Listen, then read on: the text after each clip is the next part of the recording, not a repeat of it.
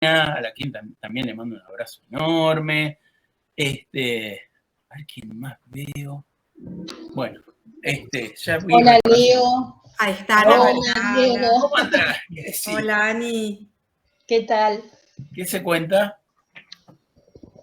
Muy bien, tomando mate. Bien. Bueno, yo estoy preparando y además me dijeron que hoy es el día del mate, así que qué mejor día para charlar conmigo que el día del mate. Es casi como... Total, le hacemos honor a full. Eso también forma parte como de mi indumentaria.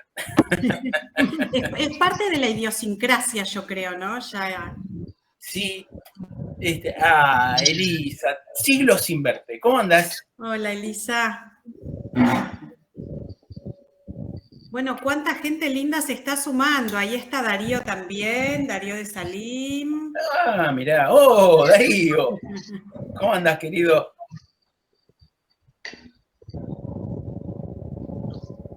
Está manejando, no lo vamos a molestar mientras manejas. Bueno, para entrar en clima y hacer un ratito de tiempo hasta que se suman algunos más, yo quiero compartir la pregunta que te hice, Leo, respecto de tu look, y me estabas contando del sombrero, ¿no? Que es parte de tu indumentario habitual. Hay como un par de elementos que... mira, ahí está Pablito. Hola, Pablo, ¿cómo andas? ¿Qué decís, querido? Leo, querido, ¿cómo estás? Hay un par de cosas que forman parte de mi vida cotidiana, como el mate, y que además uno los va tomando como elementos que a uno lo representan.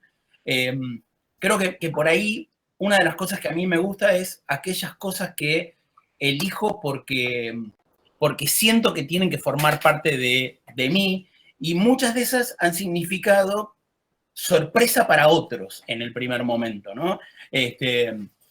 Yo, para aquellos que no saben, trabajé durante mucho tiempo para Marvel, para Disney, para DC, para Warner, haciendo sobre todo cómics al principio, después hice algunas cosas más, pero como era la persona que hablaba en inglés, era la persona que tenía que hacer los viajes.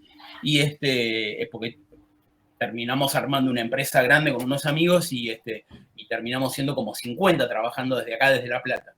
Y una de las cosas que a mí me tranquiliza, incluso lo saben la gente de las editoriales, yo en general voy con el mate, y me gusta el hecho de tomar mate porque es una manera de cortar distancia, pero además de sentirme en casa.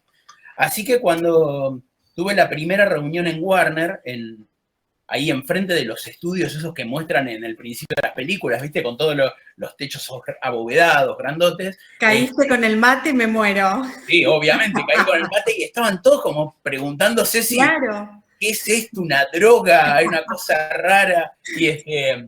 Y dije, qué bueno que me represente esto, ¿no? Hoy lo hablábamos con mi hijo que está estudiando historia y que cómo va ampliándose el tema del mate, porque no sé si saben, pero Siria es el segundo tomador de mate más grande del mundo, y esto tiene que ver... Sí, y además hay una gran exportación hacia el lado de Siria, y ahora eso me contaba Nahuel, que está estudiando historia, de que eso se está expandiendo hacia la India y hacia distintos lugares de Asia, y también los norteamericanos están tratando de ver cómo hacen ingresar el mate, porque tiene un montón de propiedades, digamos, que son mucho más amables que la del café o la de la Coca-Cola o de cualquier otra cosa. Así que las primeras veces que aparecí con el mate, fue algo que primero sorprendió y después genera la curiosidad, y eso también generó que mucha gente que había puesto una gran distancia de empresario, la empezara a romper. Claro. Y esto después lo empecé a utilizar también cuando publiqué mis libros en Argentina y empecé a recorrer escuelas, y lo primero que hago es un poco la ceremonia del mate, porque me parece que es una manera de que el otro sienta que el autor, ya sea el escritor, el ilustrador, que no viene de Marte, que hace las mismas cosas que el resto de la gente de todos los días, y porque a mí lo que me gusta es, que es también algo que pretendo en esta charla, ¿no?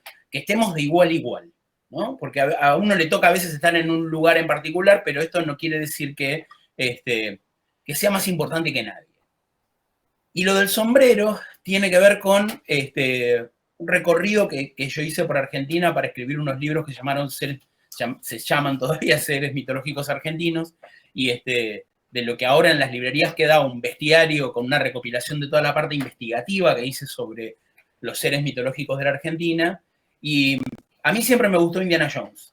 Amo Indiana Jones, y entonces quería conseguir un sombrero. Acá era imposible en algún momento conseguirlo. Mis viejos viajaron a Sudáfrica y me trajeron un sombrero de cazador que era más o menos lo más parecido que se podía. Me parecía, creo que más a Dactari, que los grandes sabrán a quién me refiero. Y estaba un día en Tilcara. Me había costado mucho en el norte en lograr esa conexión con los pueblos antiguos para poder hablar acerca de los seres mitológicos, porque ellos pensaban de que era otra persona que iba a deformar las historias que conocían desde la antigüedad. Y me pasé casi un mes tratando de entablar relación, y un día en la plaza de Tilcara, para los que conocen Tilcara, hay dos plazas fundamentalmente en el pueblo, pero hay una donde se junta la gente que va a comprar en un mercado que está ahí nomás, y dos collas atrás mío, una le dice a la otra, dice, ¿ve ese que está ahí? Ese es el cazador de duendes. Y dije, ok, no me saco el sombrero nunca más, porque fue como un toque mágico. Porque, claro, además uno imagina a la gente, a las collas como muy calladitas, muy reservadas, y que pudieran hablar acerca de eso me generó además la posibilidad de hacer algo que no me animaba. Yo los sombreros los usaba de vacaciones, pero no iba a buscar a mis hijos a la escuela con el sombrero, porque me daba vergüenza por esta cuestión de qué es lo que va a decir el otro. Y ahí es donde me di cuenta de que tenemos un montón de prejuicios con respecto a cómo debemos vernos hacia los demás. Y digo, ¿por qué? Si a mí me encanta usar sombreros, me encanta lo que pasó, y se lo contaría a cada persona que me preguntara por qué usas sombrero. Entonces digo, me voy a dejar el sombrero. Y los primeros 2 días, al llegar a la escuela, fue como medio sorpresa para mis hijos pobres, pero también para los padres alrededor, ¿no? Que me miraban como diciendo, ¿y este? Pero después, con el tiempo y las charlas, me empecé a dar cuenta de que la gente empezaba a usar ropa que antes no se animaba a usar. Y dije, bueno, ok, eso está buenísimo, porque en definitiva cada uno debería vestirse como se le antoja, pintarse como se le antoja. Y bueno, después llegó la posibilidad de ir coleccionando los sombreros de Indiana Jones, así que hay ahí como una especie de museo en casa de todos los sombreros que andan dando vuelta. Así que esos son como los emblemas. Y mi papá era un tipo muy riguroso, muy estricto. Él era ingeniero, así que siempre salía a trabajar con corbata. Y yo durante toda mi vida detesté usar corbata porque, nada, nunca la necesité. Me parecía que era como una formalidad que separaba como de la gente normal a la gente que trabajaba seria y honestamente. Y donde dije, voy a usar una corbata, pero la voy a usar a mi manera. La voy a usar por cómo lucir y no por demostrar nada. Así que así colgadita, a veces un poco más, a veces un poco menos. Relajada. Eso.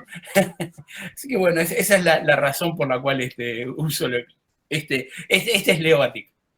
Hermosa introducción y además, bueno, como te decía, ¿no? Es un modo de conocerte y como vos bien dijiste, de acortar distancias, me encanta. Leo, me gustaría brevemente que te presentes como escritor, como ilustrador, una presentación quizás un poquito más formal y de rigor, porque lo vas a poder hacer mucho mejor que yo, contarnos de vos, de tu trayectoria y después, bueno, ya contarnos un poco sobre estos libros que tan particulares y tan importantes que tenés publicados en Salim, ¿no? Bueno, en principio, como les contaba, yo soy periodista, en principio porque una de las cosas que no quería era que mi papá me pagara la Facultad de Bellas Artes. Porque papá quería que yo fuera ingeniero y peleó durante toda la vida. Él daba clases además en la Facultad de Ingeniería, entonces dice, vas a ver, me vas a tener a mí de profesor. Me suicido antes de tener a mi papá como profesor. Y además era el profesor más jodido de la facultad, dije, de ninguna manera. Y entonces no sabía muy bien qué estudiar. La realidad es que no me animaba a estudiar Bellas Artes como una primera carrera, porque me habían impuesto todos los miedos que significa dedicarse al arte, así que lo primero que hice fue estudiar. Nosotros somos 5 amigos que nos conocemos desde el primer día de la secundaria, y somos los 5 que quedamos al margen de los grupitos que se van armando, ¿no? En las divisiones. Están los tragas, están los que hacen los quilomberos, los que se sientan atrás, y quedamos 5 fuera de toda esa estructura, y lo cual fue genial, porque somos 5 personas muy diferentes, con 5 pensamientos políticos, religiosos, sociales muy distintos, y de clases sociales diferentes, y creo que esto también me conforma mucho, digo, no podría ser yo si no fuera por esos amigos. Y en aquel momento había empezado el tema de la informática, así que teníamos 3 que habían, 4 habían decidido hacer primero informática, después uno decidió hacer periodismo porque le había gustado la idea, y yo dije, che, pará, yo podría estudiar periodismo.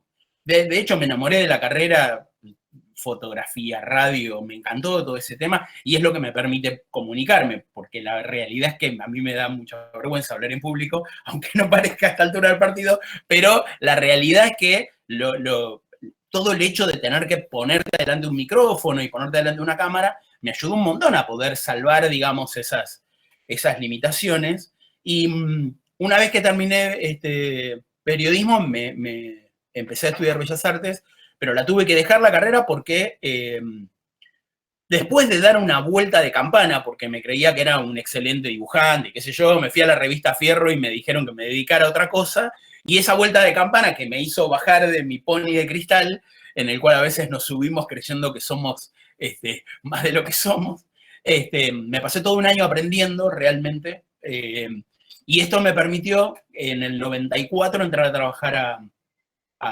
primero a Marvel como asistente de lápiz, con el increíble Hulk, Punisher, X-Men y toda esa historia, y después hubo una propuesta de Warner para entrar a hacer dibujitos animados, en realidad historietas de dibujitos animados, y me quedé ahí. En principio me eligieron para hacer una historieta que se llamó Space Jam, que era la versión de historieta de la película donde Bugs Bunny jugaba con Michael Jordan al básquet, y después de eso, como fue un suceso, me dejaron elegí un cómic que se llamó Animaniacs, y me divertí un montón, y después saltamos Disney y empezamos a hacer un equipo cada vez más grande, y eso también lo que me llevó es a primero perder mucho de lo que era mi estilo de dibujo, mi manera de ser como ilustrador, porque uno se adapta a los distintos proyectos, y cuando nació Nahuel, estaba a punto de nacer Nahuel, me llamaron de Warner para decir que como conocían de que yo escribía, me invitaban a que yo escribiera mis propios guiones de cómics, porque iba a ser papá. Entonces fue lo peor que me podrían haber dicho, porque fue durante ese tiempo, creo que escribí y dibujé como nunca en mi vida, para aprovechar la oportunidad. Y cuando llegó la crisis del 2001, que se nos vino todo a pique, sobre todo por el tema del corralito, la caída de las torres impidió que cobráramos a tiempo, también me di cuenta de que yo necesitaba un lugar en mi propio país, y estaba dando una conferencia en Estados Unidos, en la Comic Con. Ahora creo que más o menos conocen, porque en Argentina se produce la Comic Con todos los años, pero es digamos, como una feria del libro, pero de cómics, y estaba dando una conferencia a más de 500 personas en inglés, y dije, yo no tengo que hablar con la gente en inglés para decirles cómo tienen que hacer para entrar en este mercado. Yo tengo que hablar con mi gente. Y ahí fue cuando decidí de que poco a poco iba a dejar de trabajar para estas empresas, y en el 2010 dejé de trabajar cuando ya tenía 4 o 5 libros publicados acá en Argentina, y ahora ya son 55. Y la verdad que estoy muy feliz, porque el hecho de haber entrado a este mundo desde un lugar aventajado, digo, yo venía con el carnet de, miren, yo trabajé para Disney, era más fácil entrar a trabajar en algunos lugares, pero también es cierto que podía elegirlo, porque ganaba muy bien en los lugares donde estaba trabajando, Y eso me permitió siempre poder tener la oportunidad de contar lo que tenía ganas de contar. Y siempre preferí contar en lugares que cuidaran mucho al escritor, y por eso en general van a ver que mis libros están más en editoriales medianas y chicas, más que en las grandes editoriales, porque es el lugar donde yo puedo tener una charla diferente con la gente que produce los libros, que los vende. Digo, por eso nos saludamos con toda la gente que está trabajando en Salim, porque nos conocemos, nos hemos visto. Yo los cuido porque es la gente que se preocupa porque los libros estén en cada uno de los lugares, y esto en las grandes editoriales a veces no pasa. Así que... Qué interesante eso, ¿no? Uno a veces no sabe poder elegir eso por todo esto que contás es muy, muy, muy significativo, ¿no? Y porque a mí me parece que lo importante está quién va a recibir lo que uno hace. Y no es solo lo que uno está escribiendo o uno está dibujando, sino todo el grupo que está detrás, porque uno a veces piensa, bueno, el autor escribió el libro y ya está, y todo forma parte de lo que hizo el autor.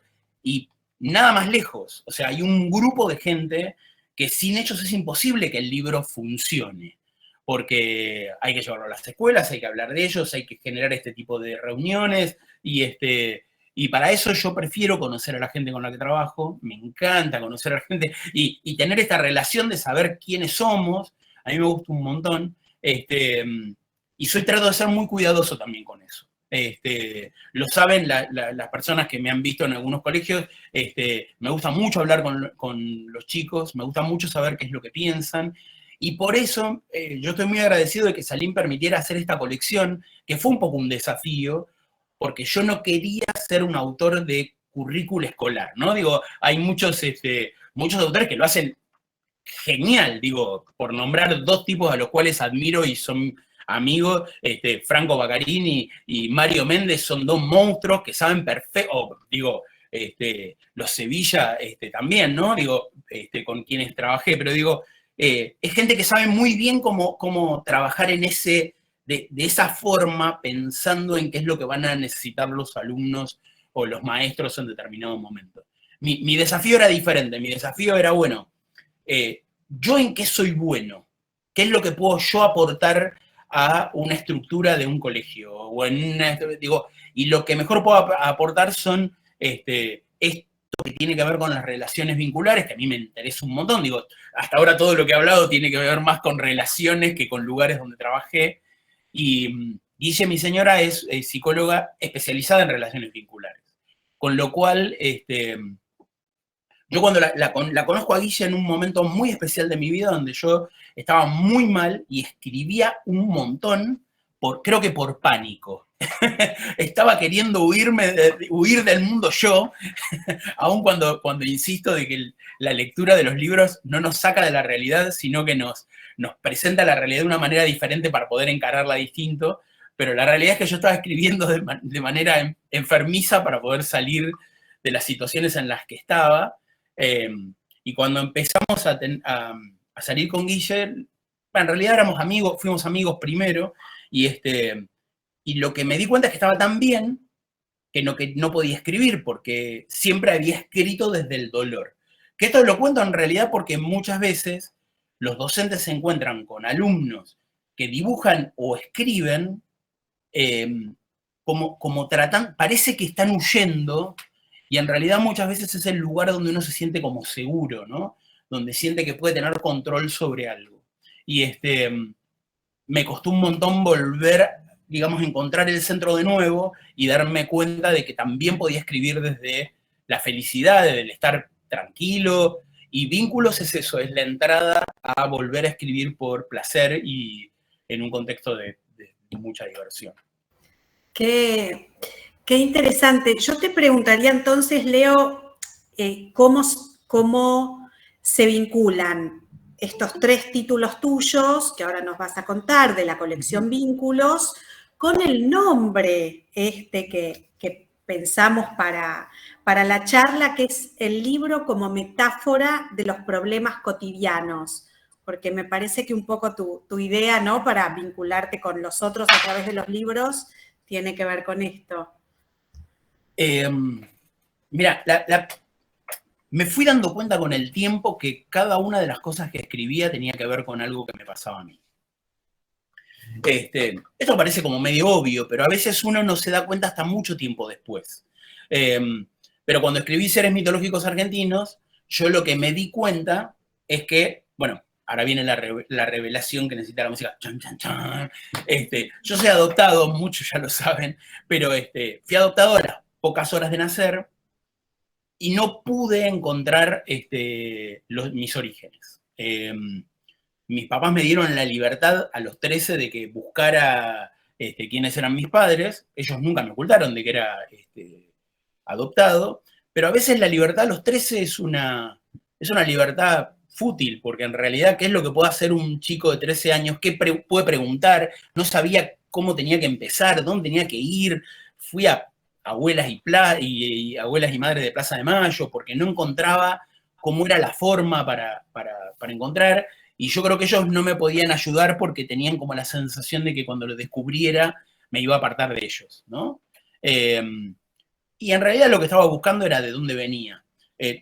Logro encontrar el lugar donde era la clínica, logro encontrar el nombre de la enfermera y resultó que durante la dictadura la OC quemó, se prendió fuego con todos los archivos en esa clínica, con lo cual perdí toda posibilidad de saber cuál era mi origen.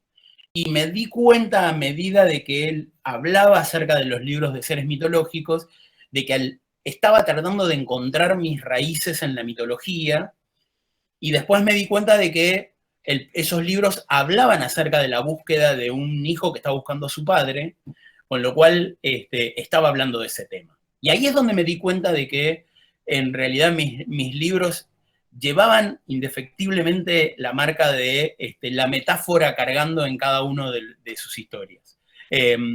Esta saga, además, está hecha específicamente pensando en la metáfora. Lo hablamos con el equipo de Salim, que era la idea de estos libros, que ya tenemos un par más, ya casi en proceso, de alguno para terminar y otro en la mitad, de que en realidad lo que yo necesitaba era agarrar temas que yo viera de que los chicos estaban planteando en cada una de las escuelas, tomarlos. Elisa lo sabe bien porque la historia de Monstruo tiene que ver con una historia mía y una historia de sus propios alumnos en Río Cuarto. Hicimos un taller en una feria del libro y sus alumnos empezaron a jugar con la idea que yo les planteé, y que la idea en ese momento era, bueno, si alguien se tuviera que esconder, si un ser mitológico se escondiera en el aula, ¿qué ser mitológico sería? Y ahí salió la idea de que fuera un minotauro, y para mí la idea que andaba dando vuelta era el tema de la pertenencia, ¿no? Cómo pertenecer a un lugar. Y bueno, así fue como naturalmente se terminó dando esta historia de Monstruo, en la cual un chico, al darse cuenta de que sus padres, de que él era adoptado, que sus padres no eran quienes decían ser, y que en realidad había sido apropiado, cuando se entera de esto se convierte en un monstruo. Y digamos, este tema lo que permitió es no solamente hablar acerca del hecho de la adopción, sino además de muchas veces en las cuales los chicos se sienten en un aula fuera del grupo, sacados del lugar de pertenencia, y me parece que lo que permiten cada uno de estos libros es charlar sobre eso, ¿no? Charlar acerca de quién quedó afuera, por qué quedó afuera, por qué a veces uno se siente que es un monstruo, por qué uno a veces se cree distinto, y cuando hablamos de monstruo, la palabra nos lleva a pensar en el otro, ¿no? Lo primero que uno piensa cuando piensa en un monstruo es aquello que es ajeno a mí, que es tan diferente a mí que entonces lo considero muy extraño. Y esa es un poco la idea, digamos, de hablar de este tema. Lo que pasó con Algoritmo Prohibido era el tema de hablar acerca de ¿qué era lo que pasaba con la comunicación? Los chicos, a veces los adultos cargamos a los chicos con la responsabilidad de ser ellos los que están todo el día metidos en el celular, y en realidad creo que es una manera de que tenemos los adultos de salirnos de la responsabilidad de que nosotros a veces estamos tanto más en el celular o en las redes de lo que están los chicos. Lo que pasa es que los chicos han aprendido a tener ahí un medio de comunicación, una forma de, incluso de escribir, de expresarse distinta a la que nosotros tenemos generacionalmente. Y bueno, como una chica, en este caso, en un mundo que decide de que uno tiene que pasar 8 horas en las redes, ella quiere leer libros de papel. Y yo creo que esto sucedería indudablemente si nosotros le decimos a los chicos, te obligo a estar en Instagram 3 horas por día, Instagram desaparece, porque lo que uno tiene naturalmente como rebeldía es salirse de lo que a uno le impone. Después lo que terminó pasando es lo que pasa con todo libro que tiene que ver con la ciencia ficción. Cuando uno se mete realmente en el tema, lo que termina pasando es que advierte sobre cosas que van a suceder. Entonces ahí había un gobierno que les decía que no podían salir de esos domos donde vivía la gente porque había una terrible enfermedad afuera que los iba a matar, y ahora resulta de que esto se convirtió en algo premonitorio, y eso a mí me honra un montón, porque la ciencia ficción siempre abordada desde el cariño por el género termina generando este tipo de historias. Y en Cazador de Trolls lo que pensaba era en el otro tema, que es, bueno, acá en casa pasa porque acá somos todos de familias integradas, ¿no? Y entonces una de las cosas que suceden es que uno se siente mucho mejor creyendo de que en la otra casa va a estar mejor, ¿no? En la casa donde estoy con papá y me rompe y me molesta, en lo de mamá estaría bárbaro. Acá la idea la historia es, bueno, un chico que el papá, cuando se separaron, le dijo, mira, me voy a Noruega a cazar trolls, y la madre le tiene que exigir que vaya todos los días a la escuela, y él dice, no, yo me quería ir con papá a cazar trolls a Noruega. Y entonces un día la mamá le dice, ¿sabes qué? Andate a Noruega a ver cómo cazo trolls tu papá. Y ahí es donde se encuentra con que la realidad a veces, no, siempre es muy diferente a lo que uno imagina en la distancia, ¿no? Bueno, después ahora vendrá otras historias, la de Invisible, por ejemplo, que todavía estoy escribiendo, tiene que ver con una chica, la chica más retraída de la escuela, le dicen de que el chico más lindo quiere salir con ella, pero no se anima.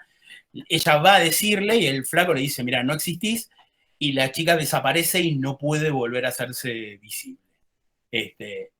Y después, bueno, hay una historia de vampiros que vendrá después, que tiene que ver con un chico que quiere morder a otro chico. Así que estos es un poco los juegos con los que vamos charlando con Guille, y viendo por dónde puede interesarle no solamente a los alumnos, sino además a los docentes, ¿no? Gracias, Leo. Súper, súper interesante. No sé si tienen alguna pregunta, algún comentario. Me imagino todo lo que esto ha de disparar en el aula, ¿no? Como inquietudes de los chicos, como proyectos.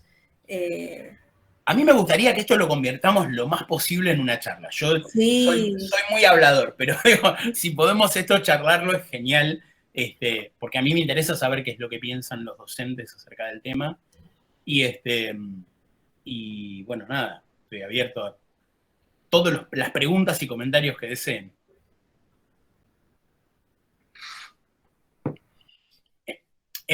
¿Puedo? Sí, Elisa. A ver. Hoy estoy más como alumna, desde el lado del alumno, y me parece interesante que se pudieran ver todo este tipo de libros en las aulas. A mí en particular unos textos que nunca terminaba de empatizar, entonces creo que serviría para que los chicos también se puedan expresar mucho mejor a partir, y que terminen, como que les termine gustando más la lectura, así que me parecía genial que esto llegue a más escuelas. Eso era lo que quería decir. Gracias, Julia. Gracias. Te mando un abrazo.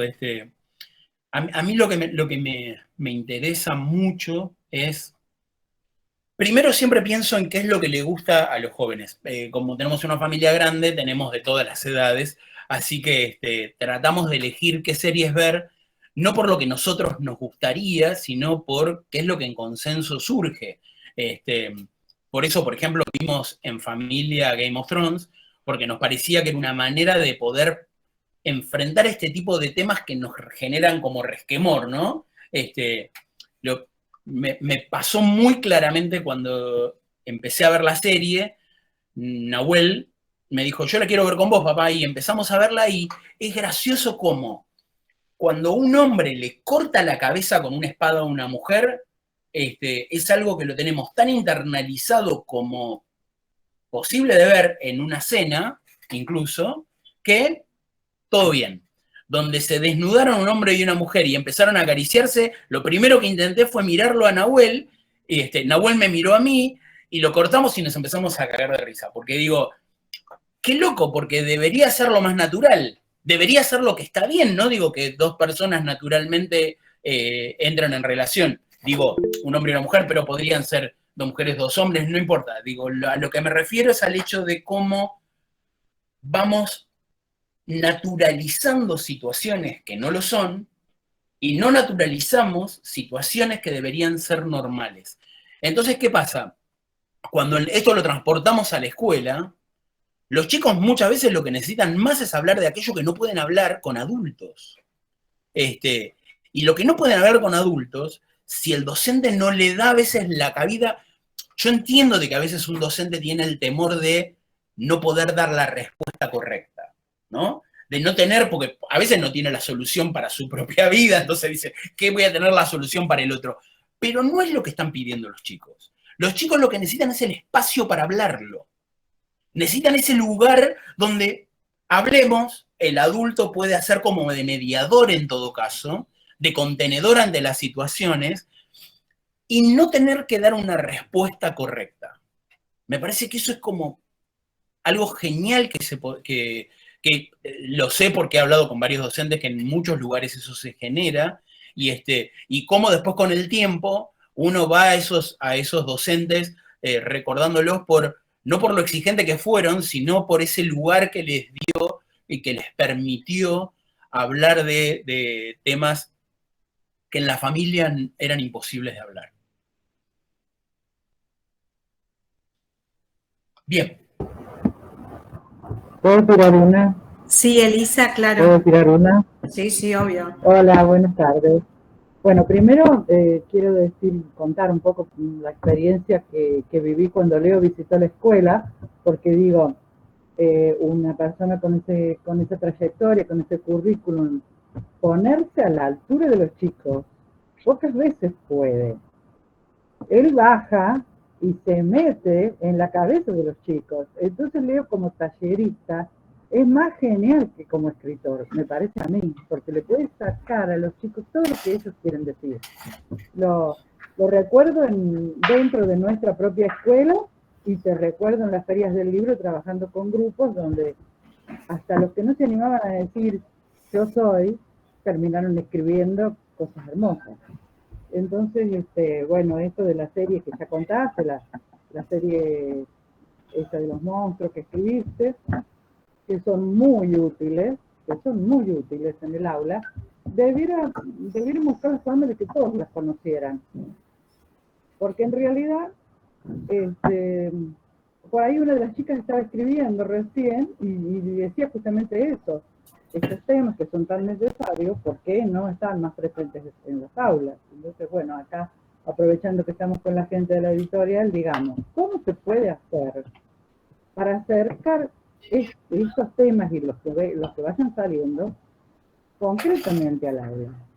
Digamos, yo me jubilé, Leo es medio como el padrino de mi jubilación, porque el día aquel que fue a visitar mi escuela, yo me estaba yendo. Pero a partir de ahí no se terminó nada, empezó todo un camino nuevo que lo sigo con esos chicos, con los que vos estás diciendo ahora, con esos chicos con los que se pudo entablar un diálogo y se pudo entablar una relación de igual a igual, y ahora son mis compinches, mis compañeros, son escritores, un montón de chicos escritores que vienen de ese contacto de aula. Bueno, ayudó un montón conocer a Leo para llevarlo al aula, así que ojalá todas las escuelas tengan la posibilidad. Gracias, siempre te voy a agradecer. Gracias. Me encanta además que yo lo siento como un elogio de que uno es mejor tallerista que escritor o ilustrador, porque en definitiva creo que uno lo que intenta es generar comunicación, y generar comunicación es abrir un puente, ¿no? Y ya sea ilustración, ya sea escribir, ya sea hablar, programa de radio, una foto, Guille además es fotógrafa, sí, digo, es una manera de generar un vínculo, porque lo que importa en realidad es eso, es en un mundo donde parece que cada vez nos comunicamos menos, abrir la posibilidad del diálogo es lo mejor que podemos hacer. Así que gracias, Elisa, yo te agradezco un montón. Sí, y me parece que en ese sentido estos libros particularmente ofrecen, ¿no? Oportunidades y posibilidades. De hecho, acá Ana cuenta en el chat, me pasó después de leer puntualmente 2 novelas, que los chicos en el trabajo posterior se largaron a escribir cosas que les estaban pasando y que eran muy delicadas y Se te cortó, me parece, el audio, o yo... Sí, toqué yo mal, perdón. Decía que los chicos pudieron largarse a expresar cosas que de otro modo no hubieran salido y que como institución pudieron intervenir ayudando, ¿no? Y qué importante, ¿no? La función del colegio en este caso, y si uno puede abrir estos canales, sin duda son absolutamente habilitadores y facilitadores para los chicos, ¿no? Qué más importante que poder hablar de lo que les pasa y abrir, bueno, cuestiones, dudas, preguntas. Totalmente, yo por eso creo que la educación forma parte de varias patas, ¿no? Creo que el Estado tiene una responsabilidad enorme, creo que la familia debería ser como la base de esta estructura, y el colegio muchas veces termina haciéndose cargo casi de todas las patas juntas, y por eso a mí me gusta mucho el trabajo que hacen las editoriales que tienen un grupo que va a las escuelas y que habla acerca de los libros y que asiste a los docentes recomendándole qué leer en cada caso, porque esto ayuda como a simplificar, ¿no? Esta comunicación que debería ser toda puesta en los chicos. Porque yo creo en general casi todos los problemas que tenemos con los chicos, con los adolescentes y después con los adultos, es porque no tuvieron un espacio donde hablar acerca de las cosas que les pasan. Entonces, creo que nuestra única tarea es habilitarlo. No tenemos que saber la respuesta, insisto, ¿no? No tenemos que, yo en ningún momento pretendo decir qué es lo que está bien o qué es lo que está mal. Por el contrario, lo único que hago es mostrar cómo es una realidad. Y la metáfora lo que nos permite es eso, jugar con, parece que estamos hablando de esto, pero en realidad estamos hablando de esto otro. Y ambos sabemos, pero nos podemos relajar cuando le ponemos una cobertura que nos saca a veces de lo sectario, ¿no? Yo creo que cuando uno lee de Isaac Asimov, Soy Robot, podríamos verlo en el tema de la peli si quieren, porque no importa, porque también termina tomando la metáfora en definitiva. Cuando ese robot le hace entender a los humanos de que ellos ahora son los nuevos esclavos, ¿no? Y entonces le dice, deja a mi pueblo partir. Los que hemos leído un poco la Biblia sabemos que es una metáfora de Moisés tratando de salir de Egipto. Y entonces podemos decir, pero está re mal esclavizar a otros. Y esto incluso lo puede pensar alguien que en su mentalidad de lo cotidiano termina siendo esclavista. Porque aquel que está en una oficina y se cree que es el dueño del mundo porque es el jefe y pone a los demás, a sus empleados, a hacer cosas que sobreexigen lo que deberían hacer, de alguna manera está haciendo los esclavos. Digo, esto es lo que deberíamos entender que es fantástico de la metáfora, esta posibilidad de darnos la chance de pensar de nuevo esas cosas que creemos resueltas, ¿no? Digo, nosotros creemos que nunca mataríamos a nadie, pero adentro nuestro estamos matando todo el tiempo a la gente. Sí, qué interesante esto que decís, ¿no? Porque un poco la literatura es esto, ¿no? Poder, a través de las historias y las metáforas y todo el universo simbólico, transitar estas posibilidades que, como vos decís, todos en algún lugar albergamos, tememos, fantaseamos, ¿no? Y está bien fantasear, digo, a veces nos aterra que nuestros hijos piensen en matar a alguien. Pero está bárbaro fantasearlo de vez en cuando y poder hablarlo también, porque esto lo que nos permite es entender de que no hay como, nosotros tenemos como muy la idea judeocristiana del bien y del mal, ¿no? Entonces, si no estás haciendo, no pensás bien, no haces las cosas bien, te vas a ir al infierno. Y la realidad es que todos en algún momento no pensamos tan bonito. Y queremos ahorcar a alguien y queremos hacer que todo el mundo cambie y queremos que sea como nosotros queremos. No está mal darnos ese permiso. Y si no le damos ese lugar para que lo exprese un adolescente al cual el compañero que el docente no ve le roba la goma, le pincha con el compás, le hace bullying en el baño, le da... Y en algún momento está bien que piense de que lo quiere fuera de la existencia. Y estaría bueno el poder hablarlo en el aula, porque seguramente otros alumnos deben pensar lo mismo y por ahí temen decirlo entre ellos, porque siempre aquel que ostenta el poder y que le genera miedo al otro es el que termina dictando las reglas. Y cuando somos muchos los que estamos enfrente de aquel que da miedo, ya no le tenemos miedo. Desaparece el monstruo. Y entonces cuando desaparece el monstruo empezamos a encontrar una persona que está más asustada que nosotros y que por eso nos hace generar miedo, ¿no? En general, siempre nosotros decimos acá en casa que el más violento es el más cobarde y el que más miedo tiene. Y entonces por ahí, al aliviarnos el grupo, digamos, de este lugar que también nosotros ponemos a alguien, ¿no? Y lo ponemos en el lugar de la persona que está asustando o molestando a todos, por ahí le damos el espacio para que él pueda contar cuál es su problemática y pueda también aflojar la presión de ser el líder que hace temer a todos. Digo, y esto por ahí ayuda también a que los docentes en algún momento digan, bueno, mira, tal profesor nos tiene a todos, pero hasta acá con la manera en que va hablando por detrás de cada uno y nos tenemos que juntar un día y decirle, che, flaco, basta.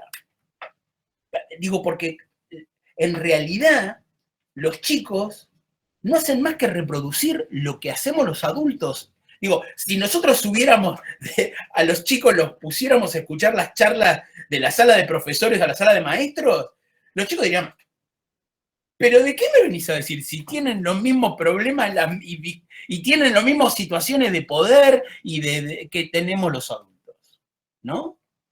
Y así nos relajaríamos todos un poco más. Pero fíjense que también esto tiene que ver con los medios y esta idea de que hay alguien que está por encima de todos, ¿no? Porque tiene más me gusta, porque tiene el celular nuevo, porque el papá lo saca de todos los problemas, y siempre hay alguien que está abajo y que lo único que tiene que hacer es bajar la cabeza.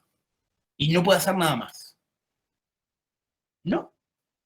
Ni aunque sea el jefe. Aunque sea el jefe. Y aunque sea el presidente de la nación, digo, no estoy hablando de este ni del otro, digo, somos más si nos pusiéramos a hablar. Y podríamos decir que esto está mal y que no se haga más, ¿no? Digo, podríamos. De esto se trata un poco el juego del escribir y del entablar esta relación del libro con el docente, con el alumno. Yo creo que el que tiene en este caso el poder para hacer ese cambio es el docente, si se libera de también la responsabilidad que a veces siente de cumplir con tantas responsabilidades a la vez. Digo, yo vengo de... Mi papá era docente en la Facultad de Ingeniería, como le decía, mi mamá fue docente de primaria y se jubiló como regente del Normal 1 acá en La Plata, y yo veía cómo era la presión que se genera constantemente, digo, en todos los órdenes sobre los docentes. Y el docente a veces lo único que tiene que poder dar es un rato de espacio para aflojarse de su responsabilidad, pero además darles el lugar un poco a los chicos para que puedan aflojar un poco las tensiones. Sí. Acá, en esa línea, Laura decía, los chicos necesitan construir su espacio de expresión más allá de lo curricular. Celebro cuando los docentes abren puertas y los generan. Claro. Es así, y para los docentes también es necesario y humano conectarse de otro lugar y hablar y compartir la experiencia. Un poco esto que vos decías de horizontalizar la cuestión porque todos somos seres humanos, ¿no? Que, bueno. Y por eso yo creo que bueno, yo tuve una educación primaria religiosa y de hecho fui catequista de confirmación y hacía retiros y qué sé yo, así que he dado vueltas mucho acerca de... Ahora sos un hereje, Leo. Ahora soy un hereje, totalmente. Pero una de las cosas que me doy cuenta es que necesitamos creer en algo. Y en lo primero que tenemos que creer es en nosotros mismos. Y qué mejor que darle a los chicos la posibilidad de decir algo que no sea calificable, ¿no? Que no entre dentro de una nota. Que puedan hablar tranquilos sabiendo de que el docente no va a, porque se siente dolido, ¿no? Le va a poner una mala nota. Y esto todavía lo sostenemos. A mí me pasó, yo pasé una etapa muy fea en la secundaria. Yo se los cuento como anécdota un poco para que entiendan que a veces uno, sin querer, sin darse cuenta, le jode la vida a los alumnos, ¿no? El grupo, estábamos estudiando en la escuela de comercio, así que imagínense, yo soy perito mercantil, lo que significó que los docentes todo el tiempo hablaran con mis viejos, diciéndole por qué lo mandaron a este chico a una escuela de comercio, y mi viejo decía, pero él la eligió, y en realidad tenía que ver con que yo había hecho la primaria en el Sagrado Corazón y quería ir a una escuela donde pudiera haber chicas. Esa es la realidad. Y gracias a haber estudiado perito mercantil, después pude manejar mucho de mi propia empresa. Entonces me vino genial. Pero una de las cosas que pasaba era que la profesora de dibujo me adoraba. Y en segundo año, los más quilomberos de la división, ella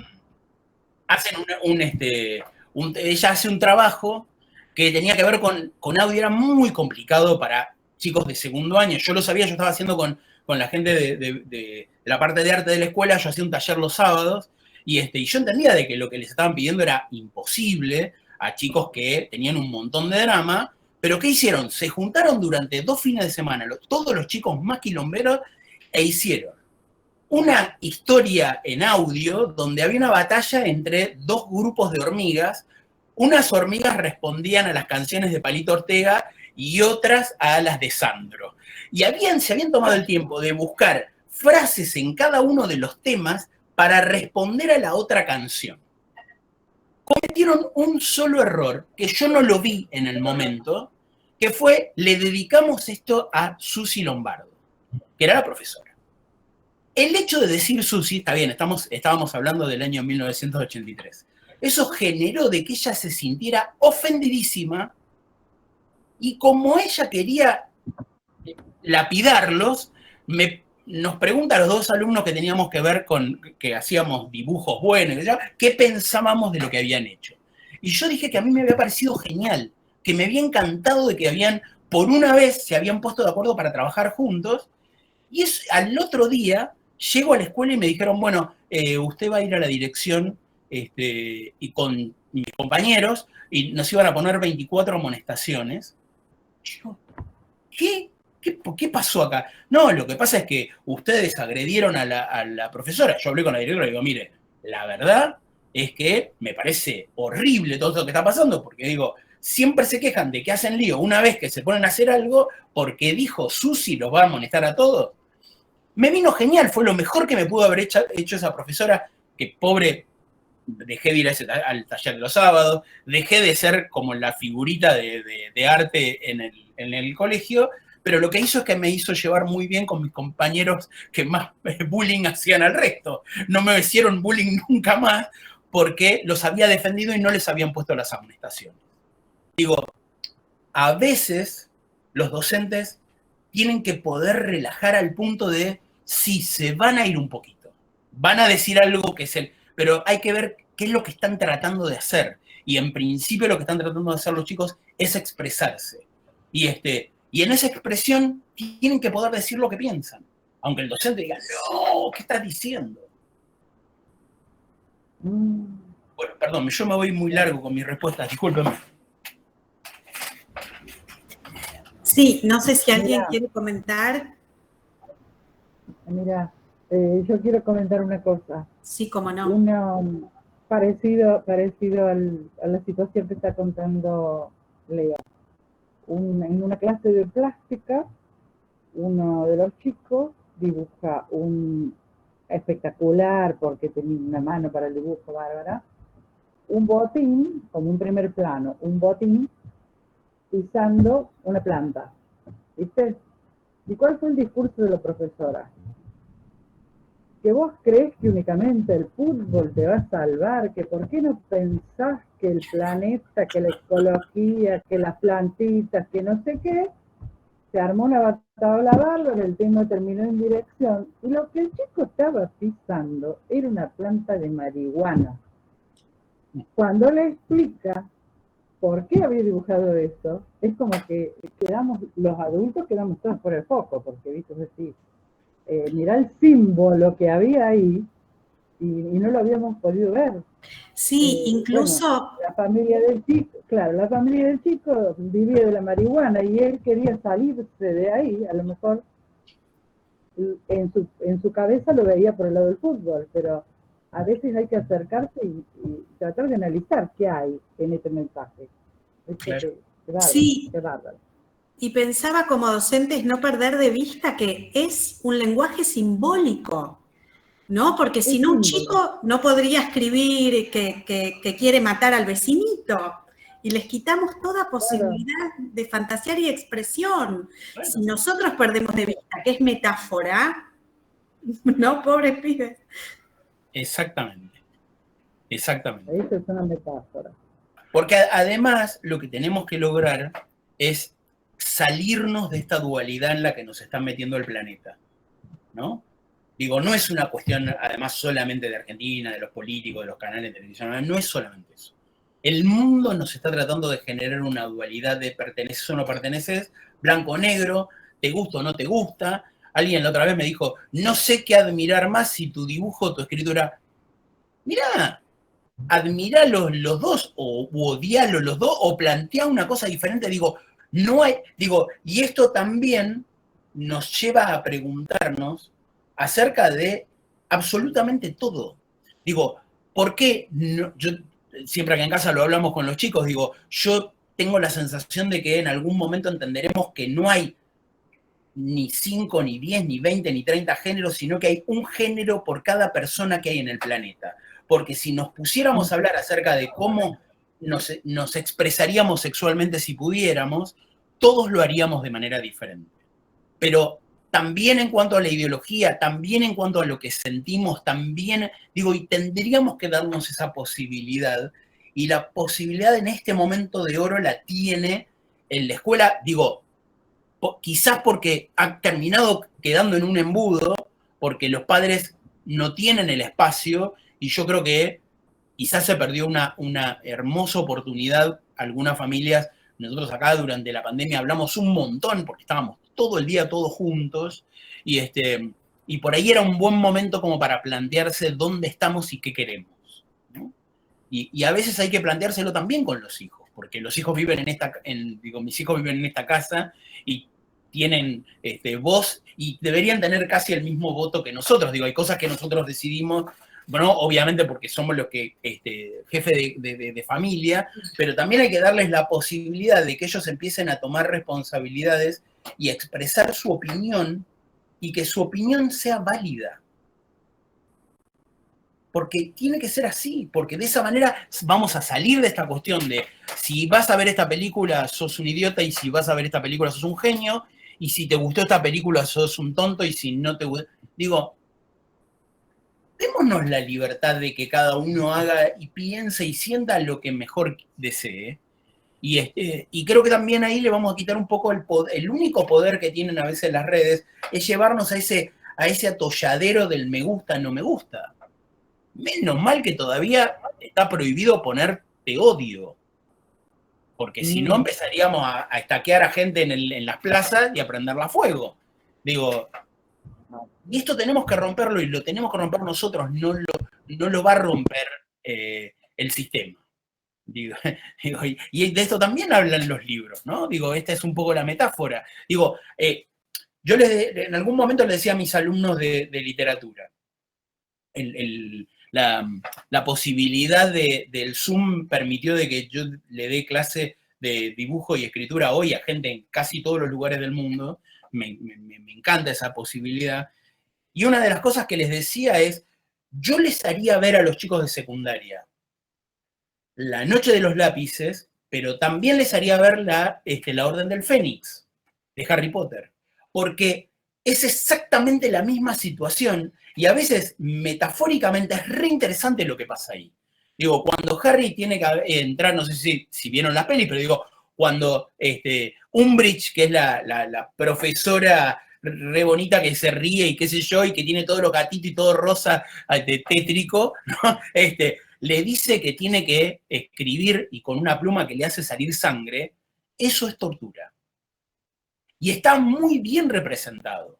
Y está muy bien representado el hecho de alguien que se tiene que hacer cargo de enseñarle a los demás, un alumno enseñarle a otros alumnos, porque los docentes no están capacitados para enseñar, porque están siendo presionados por un gobierno que es opresor.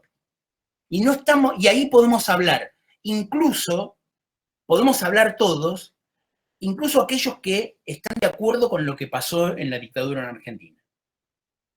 Digo, ¿entienden a lo que me refiero con la metáfora? Digo, yo estoy totalmente en contra de lo que pasó durante la época de la dictadura, pero sabemos que ideológicamente hay mucha gente que está de acuerdo, pero necesitamos pensar todos juntos lo mal que está torturar a otro, lo mal que está obligar a otro a pensar de una manera en particular, e incluso mentir para salvarse del castigo. Y esto lo generamos, lamentablemente, con estructuras verticalistas.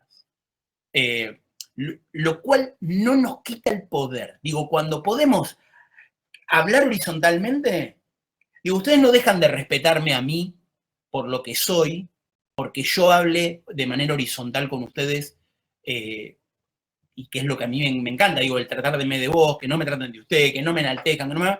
Digo, y no perdemos cada uno el lugar que tienen.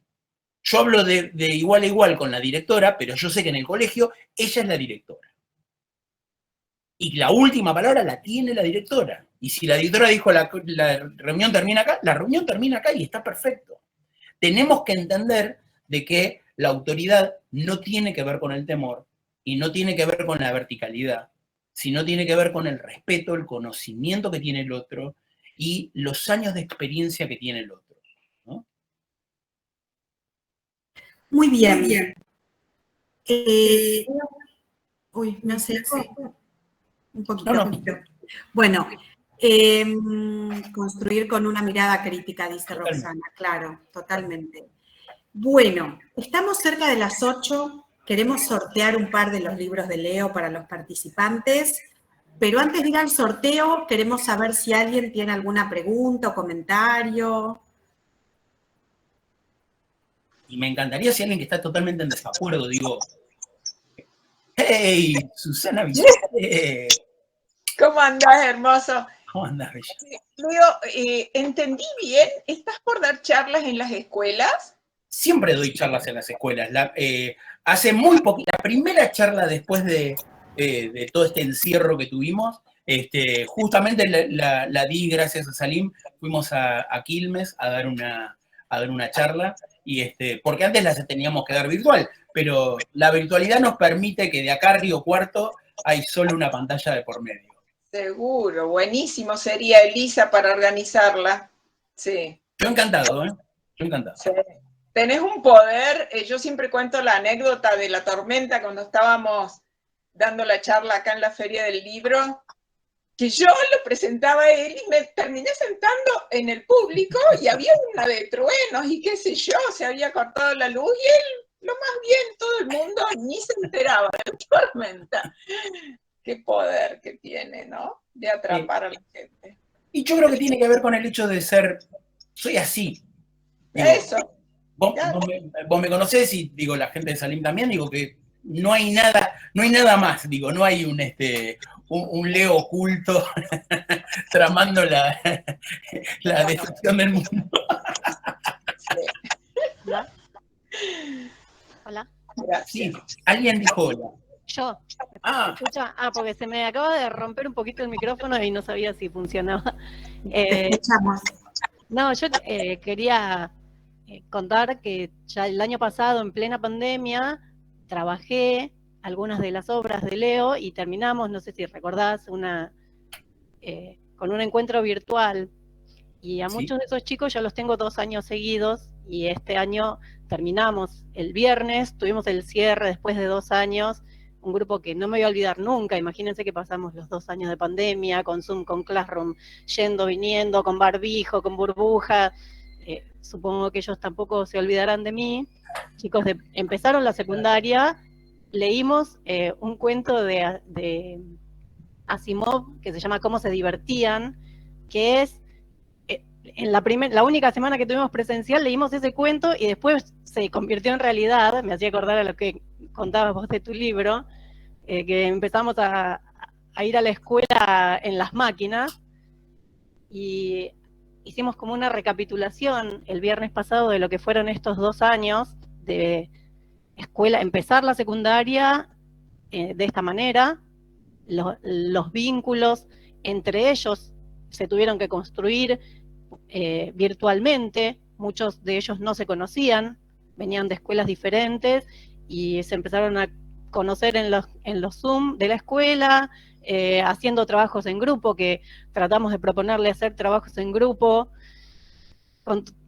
Era un lío, pero bueno, tratamos de hacerlo. Y una de las cosas que más se acordaban del año pasado fueron el encuentro con vos. Les quedó como un recuerdo de lo que hicimos en pandemia, prácticas del lenguaje. Yo siempre trato de invitar a algún escritor o escritora a la escuela a hacer un trabajo, leer algunas novelas que yo les selecciono. El año pasado estaban cerradas las librerías, era todo un lío. Bueno, Darío Reinaudo, por suerte, me envió uno de los ejemplares, porque Mar del Plata, yo soy de Mar del Plata, y no lo conseguía. Y bueno, salió el encuentro con Leo. Los chicos estaban re contentos y siempre es un proyecto bastante grande que yo hago, que trabajamos fanart, fanfiction, cosplay, todo lo que rodea a este tipo de literatura como en la sociedad, digamos, fuera de la escuela. La gente que lee este tipo de literatura tiene este tipo de encuentros, ¿no? Con estas consignas, ir a un Comic-Con, por ejemplo, o algo similar. Y los chicos se disfrazaron para el Zoom, no sé si recordás, y ellos, totalmente. pero es lo que más les quedó de todo lo que hicimos el año pasado, todas las cosas que yo fui inventando, porque obviamente también todos nosotros fuimos inventando nuevas maneras de ver cómo. Lo importante era que los chicos se conectaran. Después, una vez que estaban ahí, bueno, vamos a tratar de aprovechar para avanzar académicamente. ¿Qué les damos? ¿No? Yo eliminé todo lo que es sintaxis, todo eso, no me animé a darlo por Zoom. Y ahora estamos metiéndole. Pero la literatura fue la clave. Y lo que hice, lo que hice fue liberarlos. Agarren el libro de Leo Batik que consigan, que el que esté en la librería más cercana, el que consigan por Marketplace, el que les preste el primo, y lean el que quieran. Toda la bibliografía de Leo Batik estaba disponible. Y muchos leyeron libros que yo no leí. Esa es la primera vez en toda mi historia docente que trabajo de esa manera. Pero no importaba, lean algo del autor que vamos a conocer. Y me sorprendieron. La realidad es que fue, yo también lo recuerdo mucho, Paula, te mando un abrazo enorme. Y es interesante lo que decís con respecto al tema de la currícula, ¿no? Esta cuestión de tener que cumplir con la currícula. Y en definitiva, lo que estamos generando es gente para el futuro. Entonces, si van a escribir, en algún momento la sintaxis de alguna manera va a aparecer.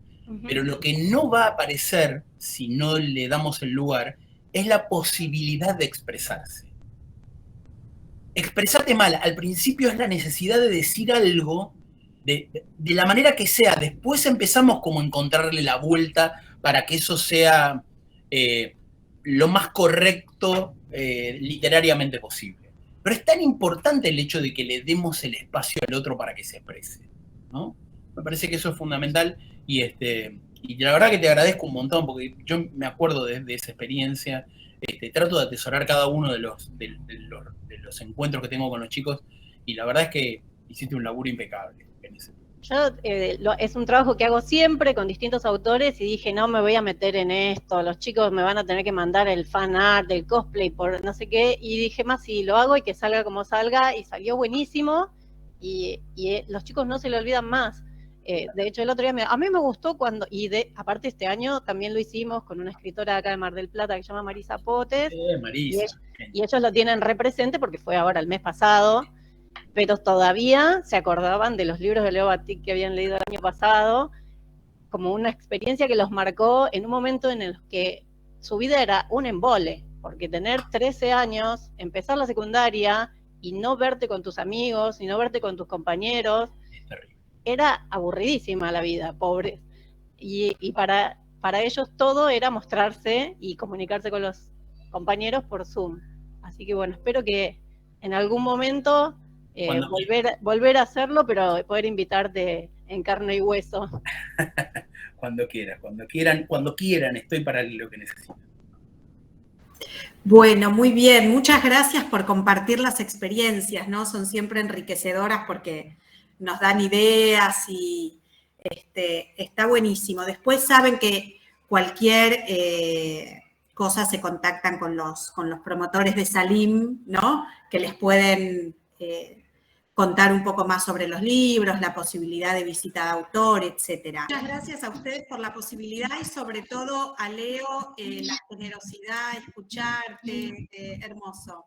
Un hermoso momento. Gracias a todos. Me encanta y además saben que estoy en las redes, me encuentran fácil, si no le preguntan a la gente de Salim, para lo que necesiten, porque creo que también una de las cosas que los autores tenemos que aprender es el saber de que una parte del trabajo tiene que ver con la... Hay alguien que tiene el micrófono prendido. Una de las partes importantes del escritor es ponerse a generar el libro, ¿no? Pero lo que no nos enseña nadie es que el libro apenas está naciendo cuando uno lo termina de escribir. Hay que hacer todo un trabajo después, ¿no? Que muchas veces, Susi lo conoce bien, Diego Furbato, que estaba ahí también lo sabe muy bien, hay que cargárselo al hombro y empezar a ir uno de a poquito tratando de llevarlo a distintos lugares para que la gente lo conozca. Hay editoriales que hacen ese esfuerzo y Salim es una de ellas, y yo estoy agradecido por ese trabajo en conjunto, porque si no, el libro podrá ser muy bueno, pero no lo va a leer nadie. Y yo creo que incluso a veces lo que necesitamos es tener la posibilidad de interactuar, docentes, alumnos, directores, digo, gente que está metida profundamente en las editoriales, porque de esa manera vamos a generar el nido suficiente para pensar en aquel lector que necesita entablar esta relación y este puente, ¿no? Que me parece que en definitiva es por la razón que estamos, ¿no? Estamos a esta hora hablando de libros, no solamente porque nos gustan los libros, sino porque además lo que queremos es justamente generar esta relación con otros, ¿no? Así que, mil gracias. Bueno, muchas gracias entonces a todos. Nos veremos seguramente el año próximo, ¿no? Con otro ciclo de charlas con escritores e ilustradores. Gracias. Buenas tardes. Adiós. Buenas noches.